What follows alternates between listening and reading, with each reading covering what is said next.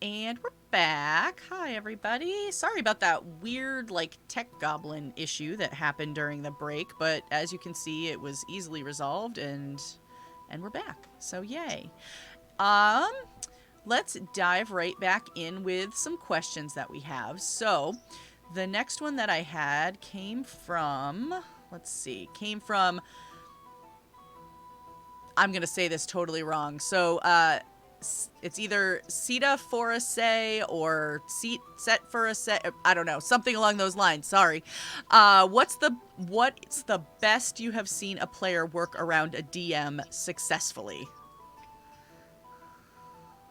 I think most of us. I saw the question pop up, and it was as we were answering, what's the craziest player story? And we were already kind of answering that question with most of our stories, because most of them were of a player thwarting us in our devious plans. So I would kind of repeat that story from before, where constantly my BBGs start liking player characters, and then it's just like, well, darn, gotta make the next one even worse of a person, I guess. So for me, I almost always let my players thwart me just because I think that's super funny when it happens. There is one occasion in my career as a GM where I did not let them get away with it, and it was during Storm King's Thunder, and they decided they were going to try to swim to the bottom of the ocean. And I'm like, you're going to try to what?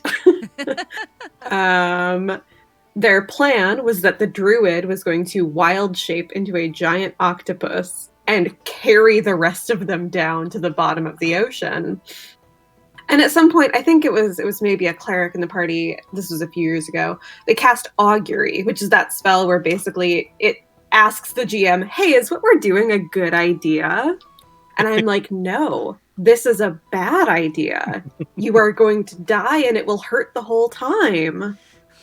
And they're like, I think she's just messing with us. We should keep going. They do this 3 more times throughout this whole plan. They're like, we're starting to lose consciousness. Maybe we should stop. No, let's keep going.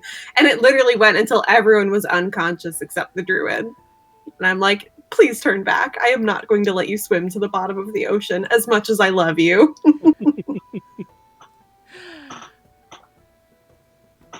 Oh boy. I'm trying to think of one. I can't think of one right off the top of my head. Although it did come up in chat. RF Chaos is in chat. One sentence, tree-sized pencil outpost puncture. Yeah.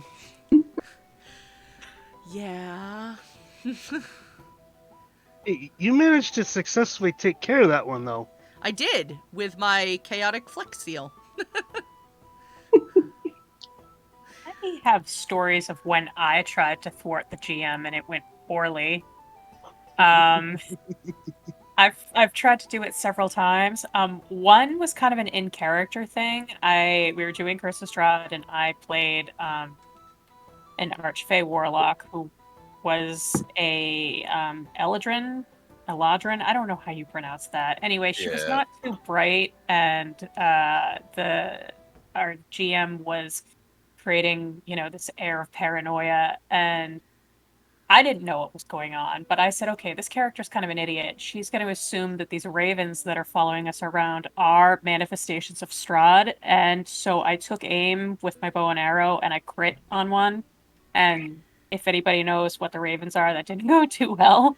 Yeah, but my character was very, very proud of herself and was bragging about it for like the next week until we figured out what was going on. And then another time we tried to thwart GM was in Dragon Heist. And like that game went off the rails in the first session, and we ended up having 3 of the possible enemies after us by the end of the game, and we had Xanathar on us like by the end of the first session. Yeah. Yeah.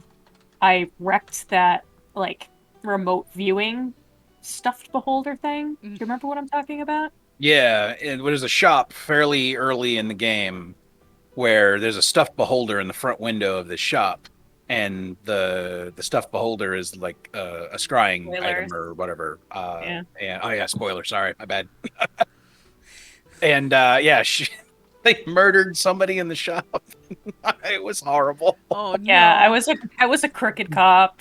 I just went like deep into it. Yeah, I murdered somebody in the shop. I like destroyed that thing. I had Xanathar on our tails like immediately. I did that because Ian was running it, and it was just like YOLO, and went for it. Yeah. Yeah, that was fun. Dani's character was linked to the Castellanters. That's how they got involved.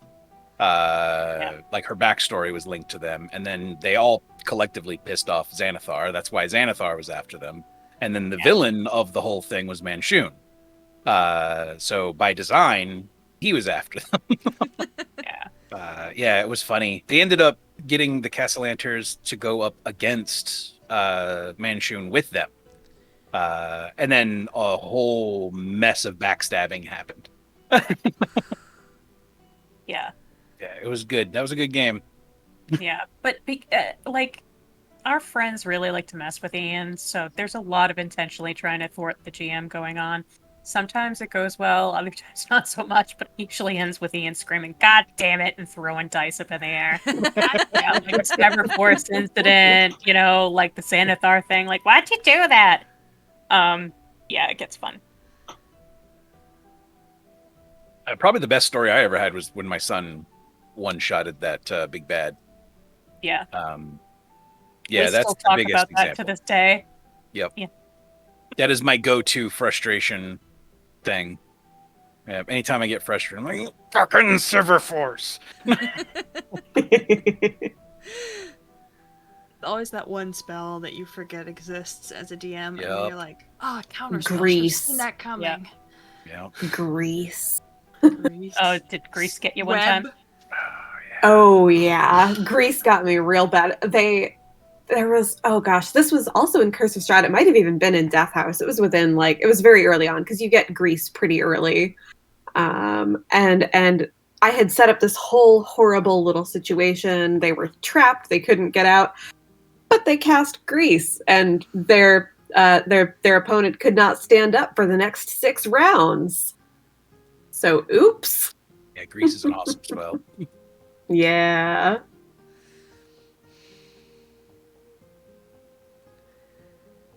Yeah, I don't know. I mean, getting around a GM. I don't know. I mean, there was a few times last night when I think we were trying to do it. Like Ty had mentioned. But I do remember one from. I wasn't in it, but I was moderating at the time. Back when we did our weekend charity extra life Oh yeah. thing, Luna. Yep. When we did the we had a game. It was an all cleric game called the Amen. That was so good. I That's love awesome. that. That's so cute. And I remember I'm sitting there watching it, and the party's working along, and the DM was trying to get them to do kind of like their social encounter. Oh God. And every time that this other group came around to do this, fireball. Someone would cast fireball. Aw. And at one point, imagine the group, the party is up in the air on like this airship type deal, and there's 3 other airships coming at them. Fireball, some sort of flame spell firing out, and Inferno. It was pretty funny. I was part of that game too. Yeah, that was a good one. And oh my God, that was so great. So we had 5 clerics in the party, but every cleric was a different domain. So like I was trickery, somebody else was something, and Amanda, who is in our Pathfinder game, was part of it, and she was a character. Her character's name was Dustin Woodpond, who followed the deity Mikhail Jackson. And she would constantly start like dance offs and stuff like that with, oh my God, that was priceless. That was just priceless. I haven't had it happen to me as a DM where a player like specifically thwarted me.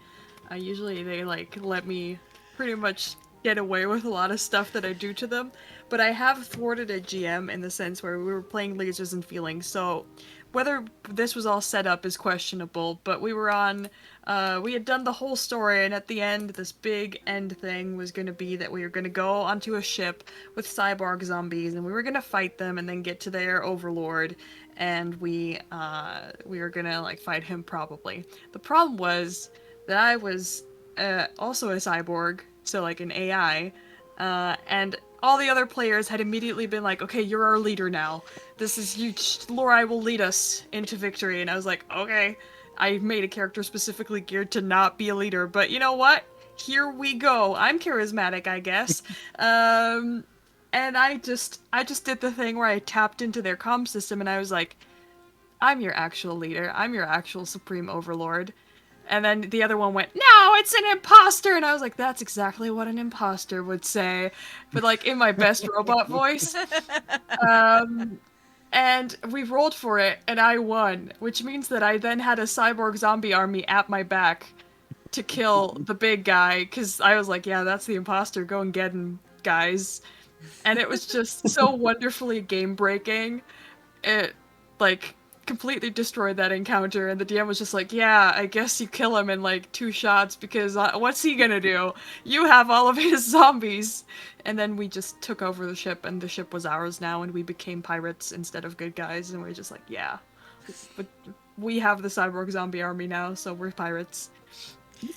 Dani had a cool moment. I'm sorry, go ahead. Oh, I was just gonna say, I had a game like that. This was years ago, but the game just kind of like dragged on after a while. It had gone on for a good like year and a half at that point, and every time we would be like, okay, we've got to be close to the end, and then we'd have this huge fight, and we'd be like, yay, we killed the BBG. The DM would be like, okay, so the next day, and we're like, really? And so finally it feels kind of like a crappy thing to do, but at the time it was like, yeah, we need to get out of this game. The DM got up to go to the bathroom, and so all of us are sitting at the table, and we go, so when he comes back, we're just going to hijack the ship and become pirates, right? And that's exactly what we did, and we ended the campaign. And it was like in retrospect, it's like, I feel a little bad about doing it, but it was like we had kind of gotten past the point where, like, we were invested in the story anymore, so... Yeah. I mean, when you can choose to become pirates, you should always become pirates. I think that's just a universal law. Yeah. Dress for the job you want, right? Exactly. So all this talk of ships is what reminded me of this story. there was a epic chase scene in the Dragon Age game that we ran in person, where they were on a smuggler ship, and they were trying to get to their destination as fast as possible, and they had several Tavern ships chasing them, and This was so good. the lead ship that had the little admiral of the little fleet that was chasing them, it was the admiral, his son, and like all of their high command were all on the bridge of this ship. And Dani asks me, how far away are they? And I tell her, she gets this evil freaking grin on her face. She says, I cast walking bomb. And I killed the guy's son right in front of him. So I said, In oh, so who air. are you targeting? She's like, the sun. Oh, And man. it exploded all over everybody. And walking bomb, when you explode, it does damage to everyone around you. So it killed several of the other officers that were on the bridge as well. Did not kill the father, so the father's now covered in the gore of his progeny. It just demoralized the entire thing. All the ships broke off pursuit. Wow. We play pretty horrendous games sometimes. So yeah, that safety warning you were talking about, Larai, we don't do that. We really should. Because some people have come to our table and been like, what? Yeah. Those were in person, like direct friend games. So, Yeah. Anything online, I have to tone down, obviously. Yeah, but it's great. We have a very close friend who's a therapist, and he's been at our table and he's been like, "Wow, you guys are messed up," and we've been like, I just started running an evil campaign, and it's really just everyone letting out their inner murder hobo, but also there's a lot of plot, and we go like really deep. This is the one where all the sexy villains come from. And it's just, we break character 75% of the time, but somehow still beautiful, meaningful story moments happen, but also murders get committed, and it's just such a group of people. Like, we couldn't add or remove anyone from that campaign. It's just this perfect ball of chaos that is happening, but also it's kind of morally questionable, but it's fine because it's them. It's just magic. It's fine. I know Dani and Ian will attest to this, but the things you can get away with when you've got family at the table are great sometimes. My brother is a big fan of Call of Cthulhu, and he runs that most frequently. And one time I was playing in one of his games at a convention, so we're with 4 people who, like, we kind of know. There's one person who's a friend of ours there, but then it's me and him. He's GMing, I'm playing. I, very foolishly, there's a problem with our submarine, and someone has to go outside to repair something on the hull, and it's like, this is a Call of Cthulhu game. I know this is not going to end well for me. I'm not stupid. Which, of course, ends with my character getting dragged away by fishmen to the bottom of the sea, never to be seen again, as you do. But my brother, while we're talking through this interaction, he makes eye contact with me, and I know what he's going to do, and I'm cool with it, and no one else at the table knows. He comes over and he physically drags me out of my chair to symbolize my character being taken away. Because you guys can't tell how tall I am. I'm like 5'2". He's 6 foot tall and has 100 pounds on me. He's just dragging me out of there. And it was just hysterical. Would not recommend that with anyone other than family at the table, though. Yeah.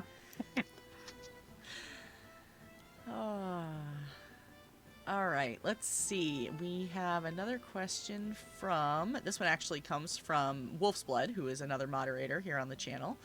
And Wolf's Blood would like to know, what is the best trap you've created as a GM, or what is the worst trap you've had to face as a player? Can it be a thirst trap? Because otherwise... Sure! But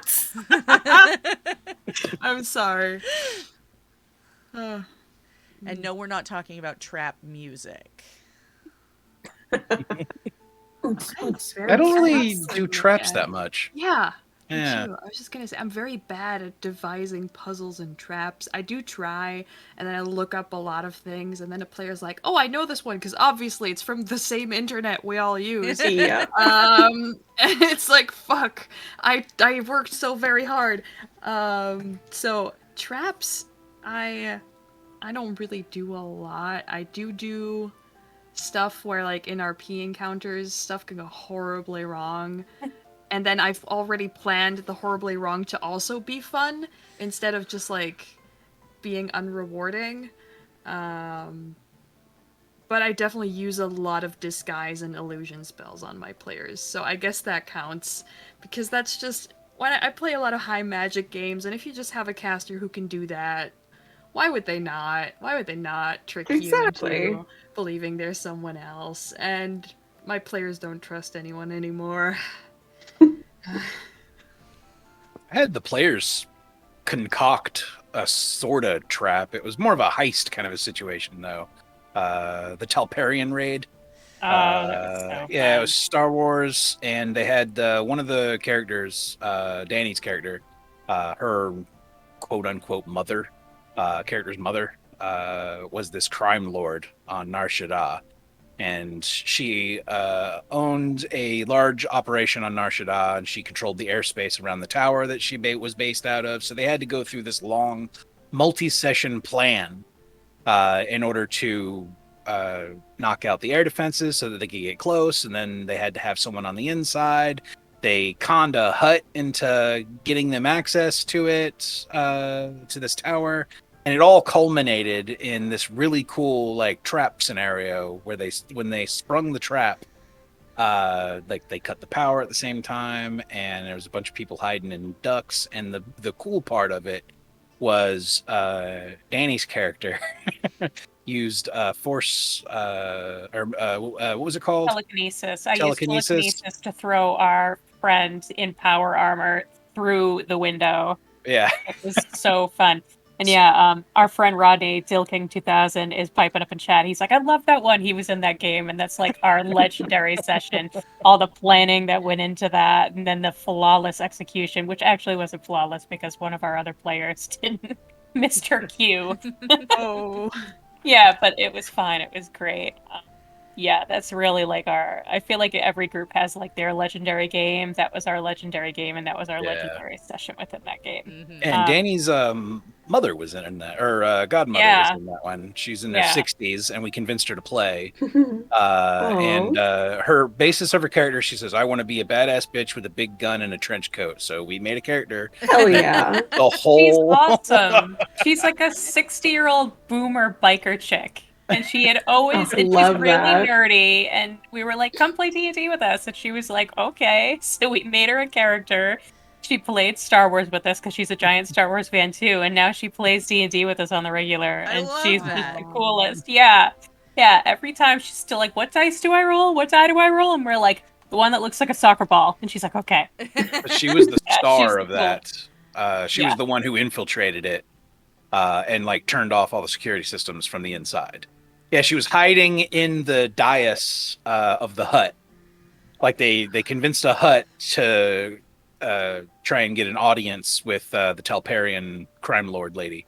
And she hid in the little compartment in the dais, the hut's dais. So when he came in, she just snuck out and went about her business, turning stuff off. Great. But neither of us really do a lot of traps or a lot of puzzles, for that matter, because neither of us have the patience for it. We're like not puzzle people.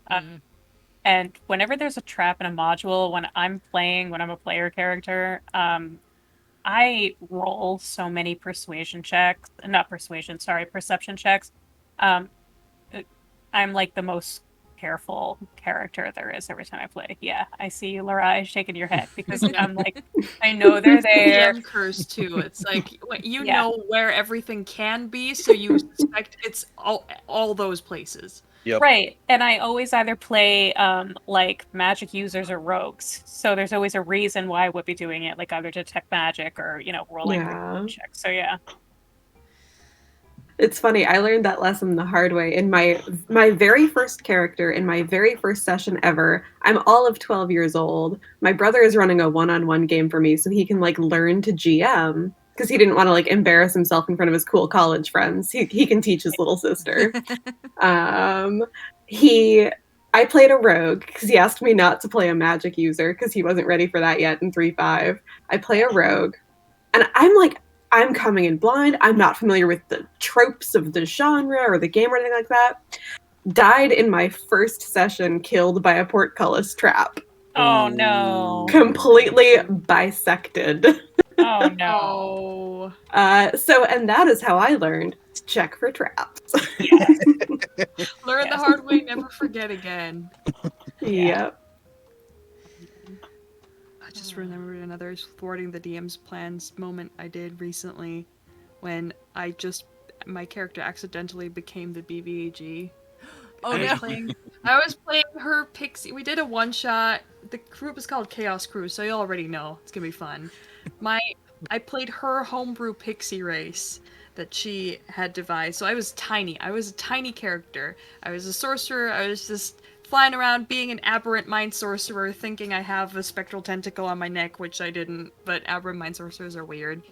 And apparently her plot was around aberrant things, which I didn't know. So I accidentally befriended the big end monster by freeing him from the spell that was set on him. So we went into the boss room, and it was just like, chill. We just did the puzzle, and we were finished. So we got this big MacGuffin scroll, and we were supposed to either give it to this one person or this other person, but it was like the Sorcerer King scroll, and I was like, I'm a sorcerer, I'm gonna read it.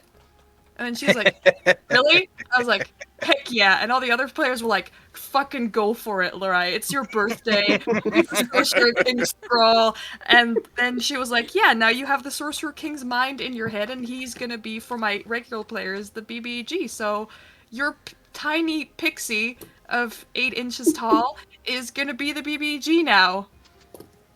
That's so awesome. Fantastic. Oh my god. That's like, I thwarted it, but in the best way. It's so beautiful to play button pressing characters when you're usually so careful. That's what triggered the story. I don't think if we really didn't have any. We didn't really come across any traps last night. No. So. And most of the GMs I've played with haven't used a ton of traps. At least none that were like super memorable. So. I got a buddy who's developing one right now. Oh yeah. He hasn't finished it, and it's ambitious, so it's a nightmare, of course. But it's like a bunch of it's kind of like Cube. Anybody seen that movie where the rooms constantly shift? Yeah. Except it's Yeah, much more absolutely. simplified, and it's more of a funny, jokey, steampunky kind of a feel. So it's like clockwork rooms that constantly. It's like a big Rubik's cube, and they all shift in relation to each other. Oh. He's trying to map it all out, and I've been trying to help him. That's Matt, actually. I can't wait till that's finished. It's gonna be difficult to portray. Like, that's another thing that I'm trying to help him with, is how to actually like show it so that it's obvious that the rooms are shifting, so people get like an idea of what's happening, without just showing you only the room that you're in.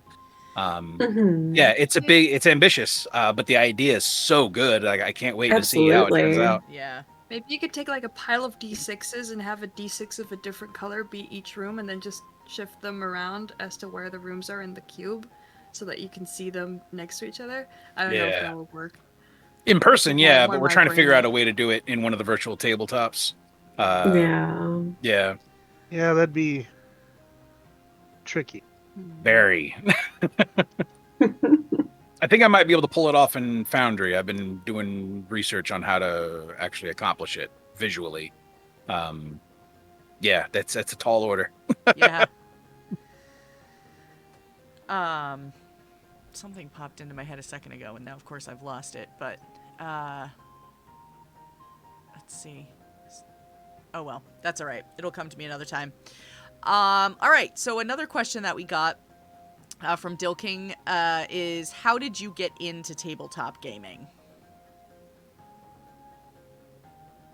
So I think I already sort of told mine through the last couple Yeah. things. Mine was because my older brother wanted to learn to GM, and he didn't want to embarrass himself in front of his cool college friends. So he was like, I'll just teach my little sister, figure it out over summer break, and then go back to school. Yeah. And then I went and took it to all of my little middle school friends. There you go. Aww.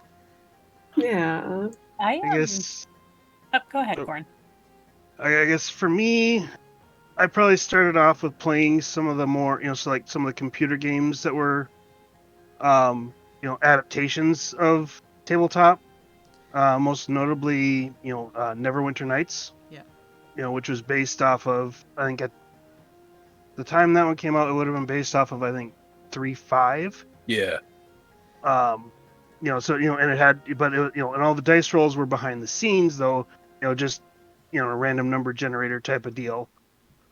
But then, over the years, it was, that was mainly it. It was just, doing stuff like that. But then I got involved with, shared experience and learning more about them, and I'm like, I kind of want to play, and I, like I said, I made a character on D&D Beyond that I haven't used yet. It's a Elven Ranger. But then when we were looking for people for that one shot for our Aether and Steamworks game, I'm like, I'll do it. Yeah. They're like, okay. So, yeah, that's kind of how I got into things. I got into it. Well, I was a huge gamer when I was young, like video gamer, and I was super into Final Fantasy, so I was like kind of familiar with the systems behind it. And then back in the AOL days, I found like a sim forum, like a Star Wars sim forum that I got introduced to, like writing role playing, like back and forth forum posting, which I think there's like a better name for it, but I have no idea what it was or Play what by it is. post. Yeah, something like that. Thank you.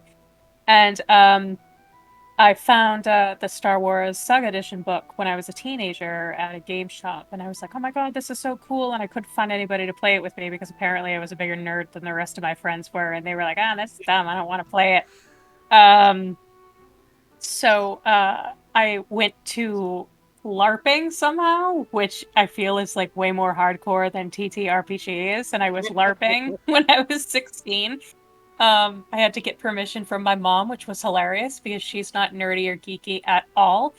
And I had to explain to her what it was, and she was like, "So you're running around in the woods with foam swords and bean bags?" And I was like, "Yeah. Can I go?" And she was like, "And you're doing this with adults?" And I was like, "Yeah." And she was like, "Well, there's obviously nothing weird going on here because you're all a bunch of dorks." So she signed the paper, and she was like, "Have fun." Um, so that's how I got into, the role playing in general scene, and still couldn't find anybody to do TTRPGs with. And then when Ian and I met, he was like, "Oh yeah, I've been like doing TTRPGs forever, and I've been taking a long break because when I moved to New Hampshire, I couldn't find anybody who played." And I was like, "Hello, I've always wanted to play." And then we put together a gaming group, and the rest is history. We've been playing together and in our big gaming group for like 6 years now. Yeah, and it's been kind of a foundational part of our relationship. Pretty cool, actually. I highly recommend I love playing that. I love together gamer with couples. your significant other. Yeah. Yeah, I absolutely love it. It's all the freaking like role play opportunities and stuff Yeah, are pretty awesome. I met mine via It's funny. Reddit. My boyfriend is also a gamer. We don't like any of the same games, so we almost never play together. We just eavesdrop on each other's games. I actually met my boyfriend via Reddit on like looking for a group page because I was looking for a group in a different time zone because I was moving to a different country and I needed a group that worked in both time zones because I was also going to move back. And then I responded to one group on one post, and that was him. And now like he's there. And we did long distance for a year and everything. How I got into TTRPGs was like 2017 or stuff. We were theater kids, and one of them wanted to get into D&D. So he was gonna run Curse of Strahd for us, and I made all the mistakes. I made a half elf bard with the Haunted One background, because obviously edge. Obviously. For Curse of Strahd, yeah, like so edgy. Bought a set of dice that fit her, and GM was also like, I started dating the GM, and then we broke up, and then he didn't tell me when we were playing and just didn't invite me back to the table anymore. Oh. But I'd been having so much fun. Rude. And then I just didn't pursue it anymore because, yeah, what are you going to do? And then a year passed, and then I met this group of golden retriever gamer boys that I just befriended somehow, and they just became my group of dudes. And they were playing D&D, and I was like, can I maybe come? Because I remember playing D&D like 3 times, and I really loved it. And they're like, heck yeah! And that's how I got back into it, and I don't think I've spent more than 2 weeks at a time not playing since. So That's I have to awesome. really thank them for letting me into their dude group night, because otherwise I wouldn't be here. So, yeah. I started. Well, I would have started with AD&D like way back in the day. My oldest brother's girlfriend, who was also named Dani, Weird coincidence. she bought the Red Dragon box set from way back when, and then they were like, "Here, you're the nerd, figure it out." And I saw Thaco, and I was like, "F this." So I did not start then.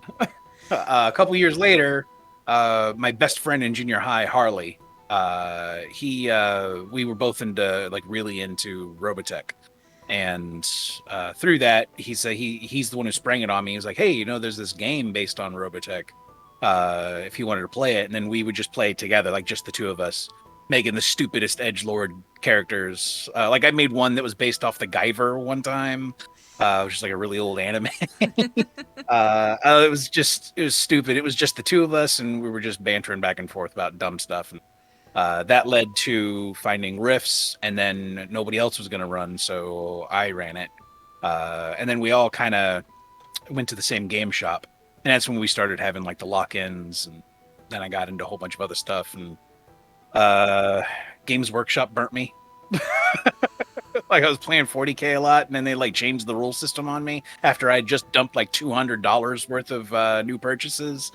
Yep. So that I sold all of that, and I just kind of doubled down on role playing game.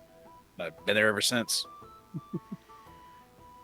I think I sort of alluded to this a little bit earlier, but I was in my mid-20s when I started playing. This is Molly, Gamer Cat Molly on Instagram.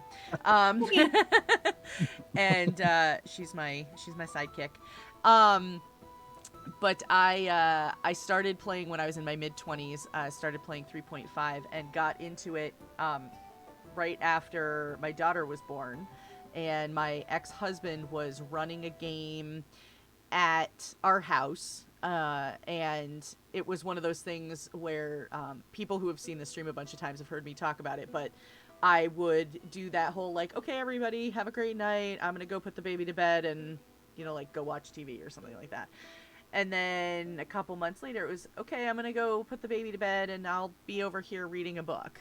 And then, like I would be gradually getting closer and closer so I could hear what was going on until finally I'm just like, all right, guys, move over. Like, let me just have a seat at the table, okay? And then, the rest is history. So I played, it was always consistently me, my ex-husband now, and a couple of other friends, but those friends, most of them rotated out. One was a friend from college that I, still... The last time I played an in-person game, he was still part of the group, but everybody else is sort of rotated in and out. But yeah, it's been like 13 years now, so yeah.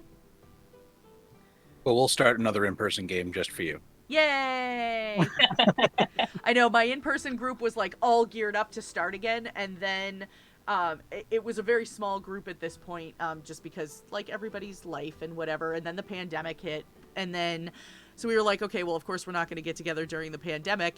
And then just as we're like starting, this was like 9 months ago, like we're starting to think like, okay, when this is over and we can all get back together. And then so it was me, my friend from college, and then 2 other people, and the 2 other people are a married couple, and they got pregnant, and she just had the baby like not even 2 months ago. And so I'm like, well, there goes the idea of having an in-person game again anytime soon. Yeah. Yep. Since they both play, so yeah. My friend who usually hosts a lot of our game nights, like about 2 years ago, they had ordered one of those really big, fancy deluxe gamer tables, like the ones with like the super, Yes. like the top that you can remove and the velour Yeah. inside, like just super, super nice. It was delivered March of 2020. It sat Oh, no. unused for over a year. We No. finally got to use it recently, and I was like, it was worth the wait. Yeah. Yeah, yeah, I have a story like that too. We moved, and we had this tiny apartment, and we moved, and part of the reason why we moved was because we were like, yeah, we're gonna have so much room to play D&D and have people over. And then pandemic, and I have this giant kitchen table now that we bought specifically to play D&D. Have we ever played D&D at this table? Nope. Nope. I backed the Skinny Mini Kickstarter.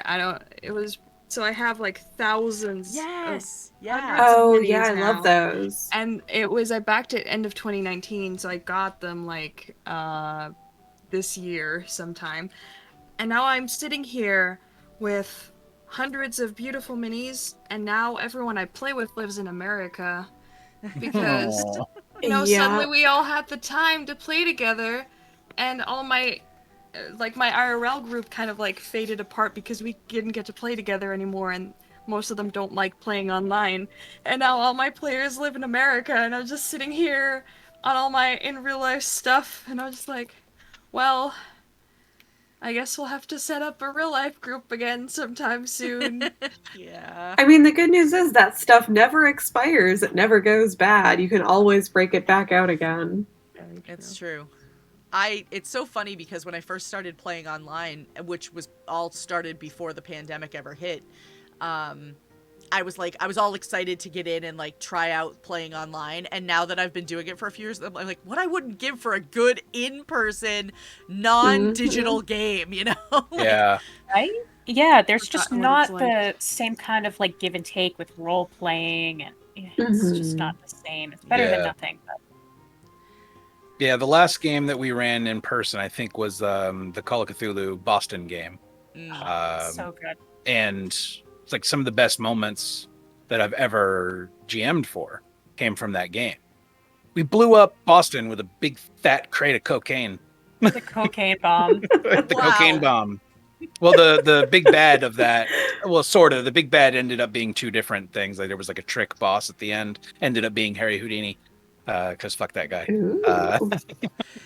But originally they thought it was Bacchus, and Bacchus in this game was a like a virus.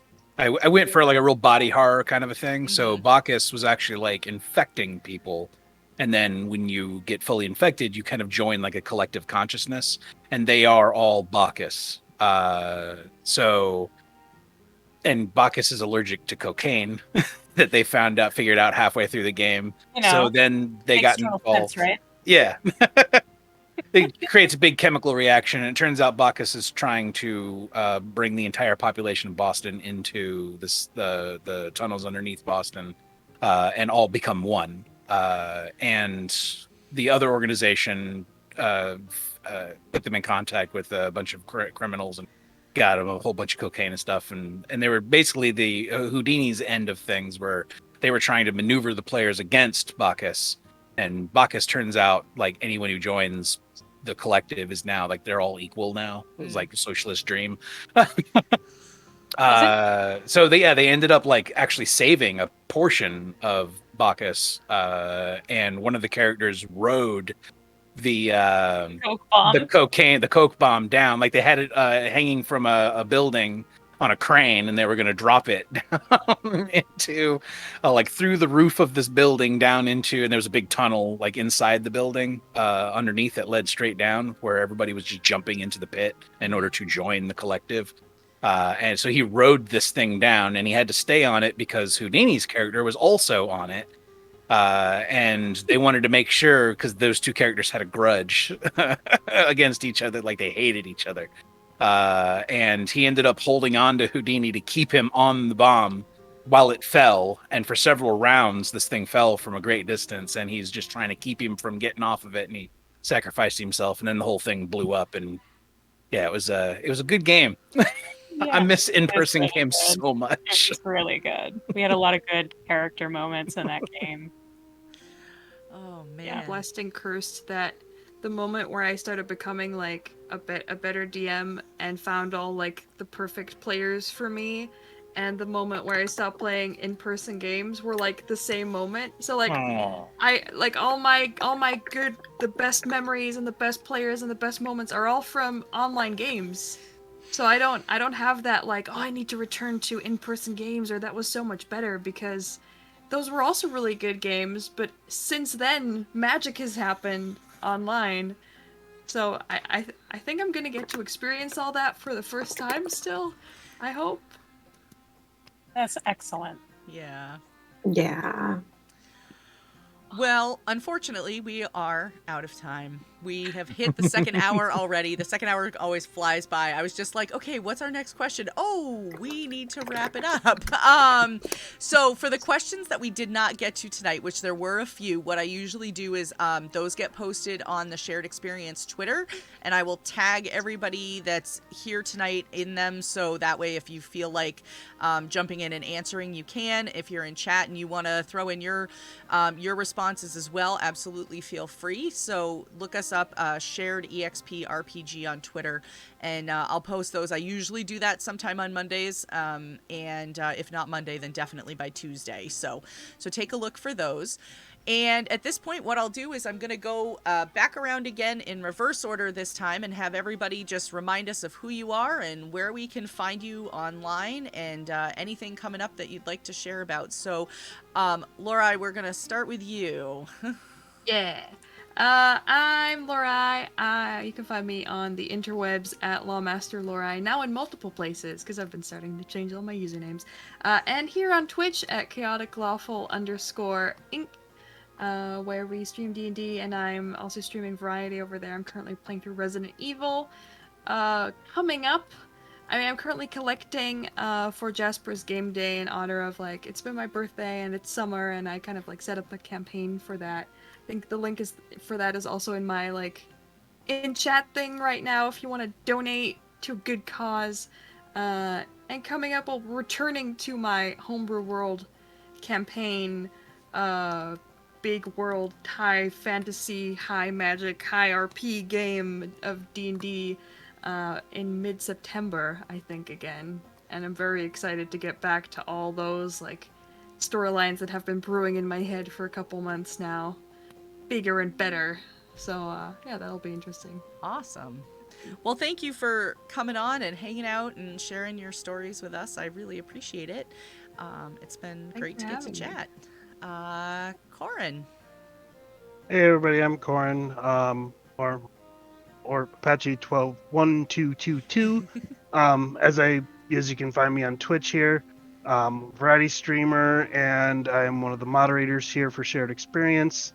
It's been a blast tonight. I had a blast last night, my first ever TTRPG game. I'm looking forward to hopefully getting in with some of our other upcoming things that we have in the books. So stay tuned for that. And probably at some point here, I'll have to make a Twitter, I guess. Maybe. Maybe. Start getting It's on social overrated. media, I don't know. I There's a really lot of don't people do anything screaming with at each social. other.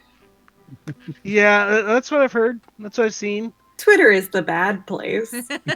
But I say this as someone who is addicted to it. Right. Cookies on the dark yeah, side. don't forget to check us out. Coming up Tuesday, we've got our Star Wars game, and then Wednesday is the Pathfinder First Edition. Yes. Yep. All right. Well, thanks for coming on, Korran. It was nice. We had Korran on back when we first launched the show, and his experience was very limited to only having watched TTRPGs, and then now he actually gets to talk about playing them, so that's exciting. Next we'll go to Jen. Hey, I'm Jen. You can find me on Twitter at JenCatWrites. My big thing is The Price of Coal on Kickstarter, August 25th. If you like games about people who care for each other in the face of uncaring forces, this is something you want to check out.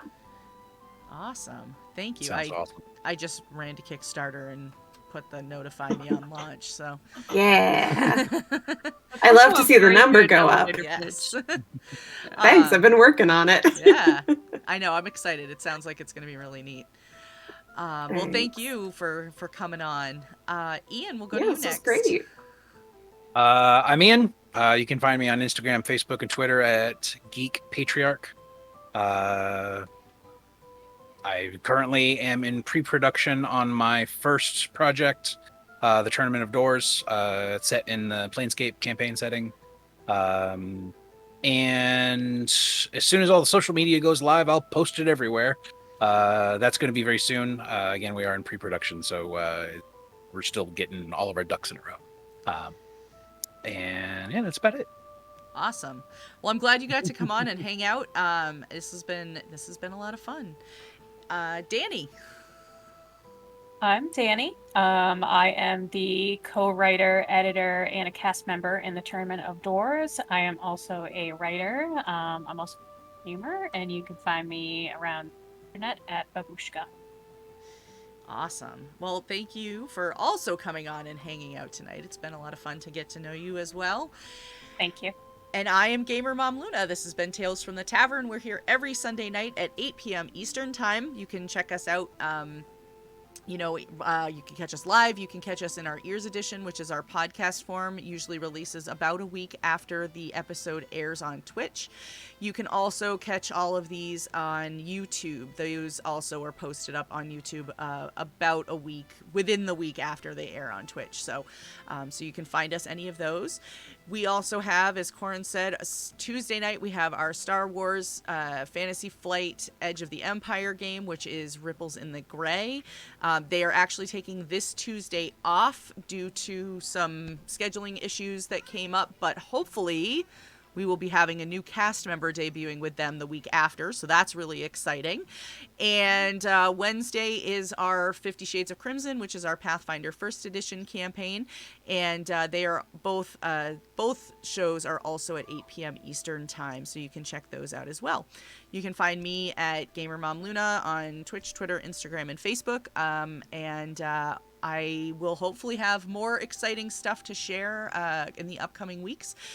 We're going to raid. Let's see, who are we going to raid? We're actually going to pass this off. Usually we try to go to somebody who's doing some TTRPG content, but our friends, Beard and Bride, are live right now, and we don't usually get to catch them on Sunday night. So we're going to go give them a raid and say hi. They are good friends of our channel.